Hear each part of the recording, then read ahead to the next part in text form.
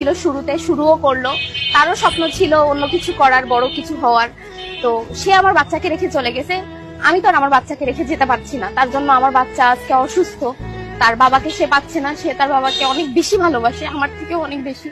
তো সেই ক্ষেত্রে আমার বাচ্চার দায়িত্ব আমাকেই নিতে হবে। তাকে লেখাপড়া করাতে হবে, তাকে খাওয়াতে হবে, মানুষের মতো মানুষ করতে হবে। সেক্ষেত্রে আজকে আমি এখানে।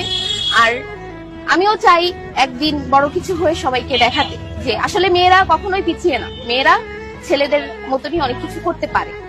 আর আমার মতন যারা অসহায় বোন আছে তাদের আমি অবশ্যই একটা কথা বলতে চাবো, ভেঙে পড়া যাবে না, উঠে দাঁড়াতে হবে। কাজ করলে একটা জায়গায় যে পৌঁছানো সম্ভব, কারোর উপরে আপনাকে ডিপেন্ড হতে হবে না। তো আপু সবকিছু শুনলাম, খুব খারাপ লাগতেছে আপনার কষ্টের কথাটা শুনে। তো এখন আপনাকে যারা দেখতেছে, তো আপনার এই খাবারগুলো যদি কেউ খেতে চায় তাহলে কোথায় আসবে? তাহলে চলে আসতে হবে লালদিঘির পাড়, একদম মন্দিরের সামনে আমার সন্তানকে ছেড়ে ফুটকারের নাম কি? শখের নারীর শখের হাট। এই নামটা আমার হাজবেন্ডের।